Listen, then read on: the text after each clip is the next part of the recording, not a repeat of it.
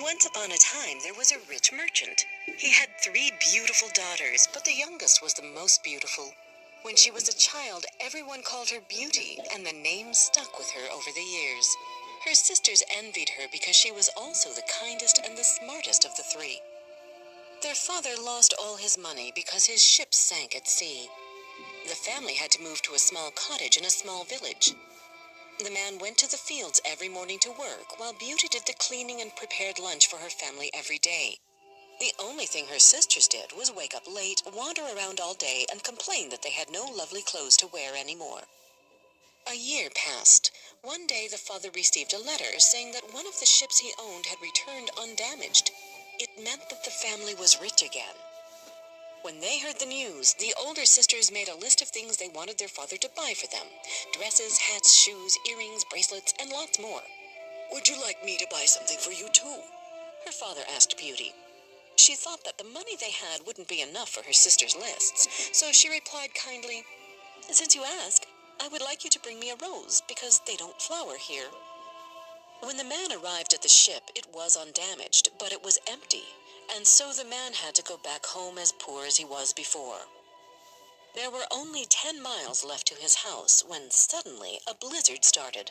The snow was so thick and the wind so strong that the man fell off his horse twice.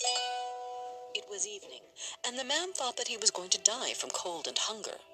Just then, he spotted a castle not far away. He arrived at the castle and went into a hall. There was a fire where he could dry his clothes and a table set for just one person. The man waited to see if anyone would come, but since no one came, and he couldn't stand the hunger any longer, he ate the meal in front of him. He felt a lot better and started to explore the castle. At last he found a bed which seemed to have been made up for him. He didn't bother waiting, but got in and fell asleep right away. When he woke up the next day, he was surprised to find some clean clothes left out for him instead of his own dirty clothes. He put them on and went outside to find his horse.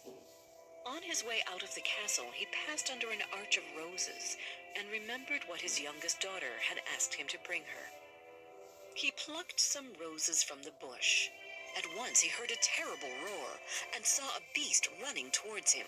"You are so ungrateful. I gave you food, a warm bed, and clothes, and you still pick my roses, the only thing I truly love. Prepare to die."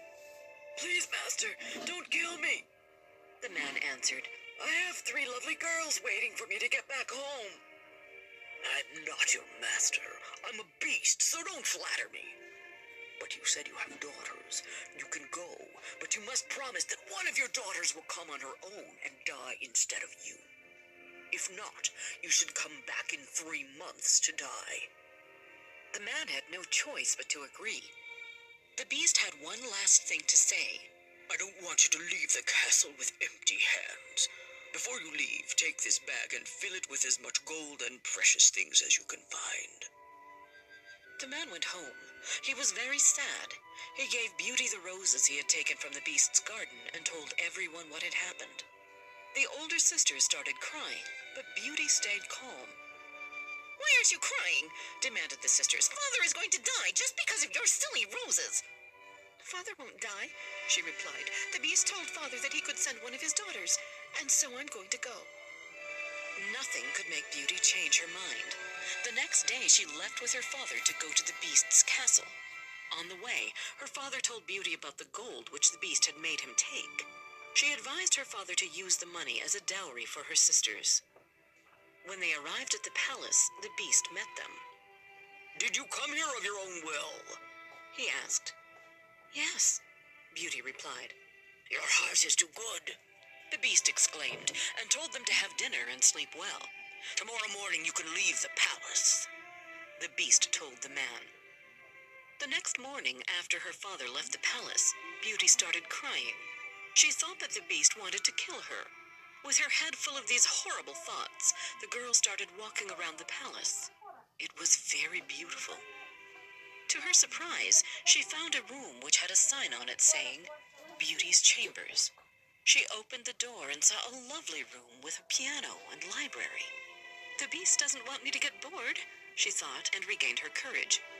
If only I could see my family, everything would be perfect, she thought. And at that moment, the mirror on the wall showed her home. She saw that one of her sisters was getting married, but then everything disappeared. This probably means he doesn't want to kill me.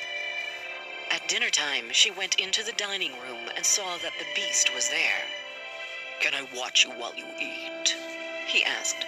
"Of course," Beauty replied. "You are the master here." "No," the beast replied. "You are the mistress of this castle. If you want me to leave, I will go right away. Tell me, you find me disgusting, don't you?" Beauty couldn't lie, so she answered, "Yes, indeed I do, but I believe you have a good heart." "You are right. Not only am I disgusting, but I don't have any brains either.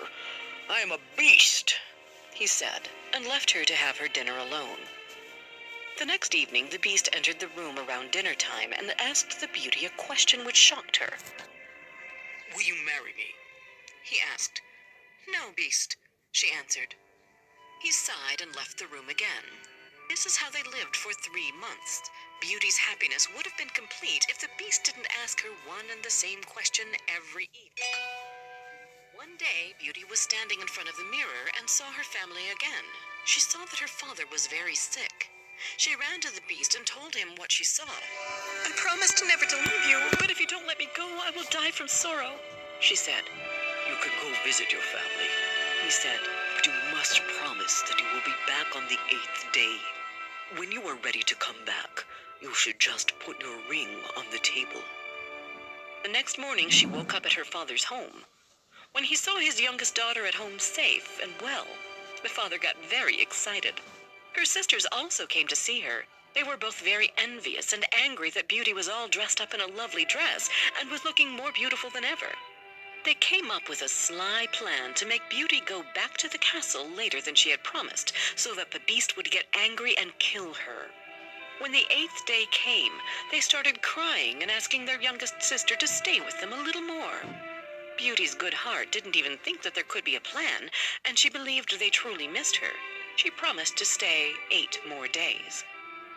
But on the 10th day, Beauty had a dream. In her dream, the beast was lying in the garden, almost dead. She woke up and put her ring on the table. The next morning, she woke up in the castle. She called for the beast, but no one replied.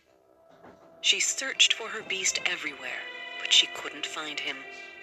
At last, she remembered her dream and went in the garden. There, she found the beast. He had fainted, but Beauty thought he was dead. "He died because of me," she thought, and a teardrop fell on his chest. As soon as Beauty's tears dripped onto his chest, Beast turned into a handsome prince. Beauty was amazed. "I was turned into a hideous beast by a fairy long ago, because I didn't let her shelter in the castle when there was a storm," Beast explained. "Only finding true love could break the spell. Will you marry me?" Beauty agreed happily, and they lived many long years together in the castle.